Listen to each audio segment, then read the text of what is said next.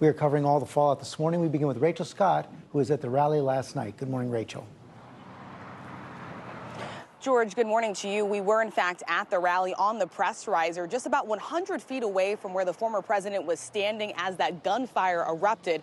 Trump had just taken the stage. He was less than 10 minutes into his speech when those shots were fired.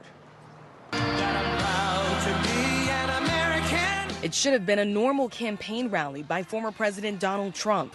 Instead, if you want to really see something that said, take a look at what happened. An assassination attempt, the gunfire coming just minutes into Trump's speech. The former president grabbing his ear, ducking behind the podium. Secret Service members quickly rushing onto the stage to shield him.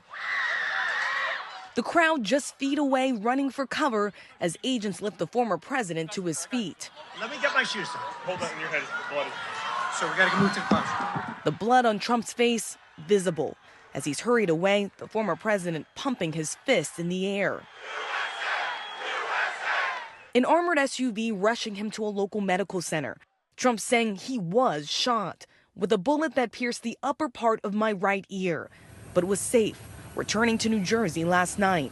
Authorities say the attack killed one attendee and critically injured two others. Yeah, I saw the man that was hit in the head, and there was a lot of blood, and I knew there was no way he was going to survive that. Law enforcement sources telling ABC News as many as 8 rounds were fired from an AR-style rifle from a gunman perched on an adjacent rooftop outside the perimeter of the event. You see law enforcement officials right now, they're putting up this caution tape around this area. This is very much an active scene at this moment. The FBI identifying the suspected gunman, who they say is dead, as 20-year-old Thomas Matthew Crooks.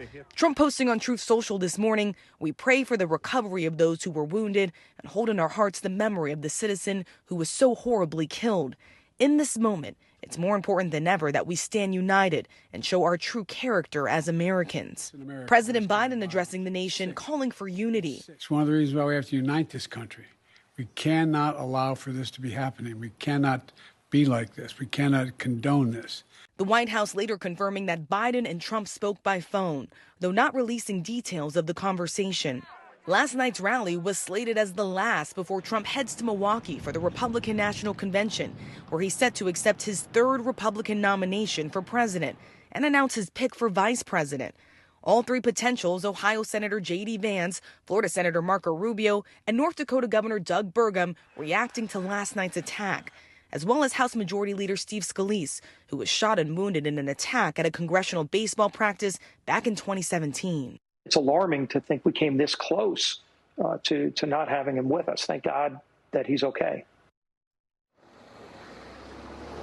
In a post on social media, Trump also thanking the Secret Service for their quick actions responding to what happened just last night. In an internal memo obtained by ABC News, the Trump campaign is telling its staff to avoid its offices in Washington, D.C. and West Palm Beach, and also telling them to avoid commenting on what occurred publicly, saying they will not tolerate dangerous rhetoric, George.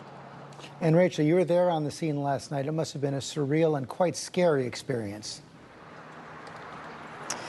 Yes, George, and to be honest with you, it's something that we are all still processing. You know, I have been to almost every single campaign rally that the former president has had this election cycle, and these are events that are typically filled with excitement of Trump supporters waiting in line for hours, waiting to see the former president. That rally, once it started, was then over within minutes. We were on the press riser, just about 100 feet away from Donald Trump as that gunfire erupted. We ourselves ducked for cover. We watched as people started shouting and yelling and screaming, just in fear and terror, confused by what happened. And typically, these events are extremely safe, George. You go through metal detectors, your bags are screened. It is almost unthinkable like something like this would happen at an event with the former president, but it certainly did just last night. And I will just say, George, there was a sense of grief and sadness from everyone just leaving that rally last night. Most people just could not even believe that this occurred just hours ago, George. And of course, everyone thinking of the attendee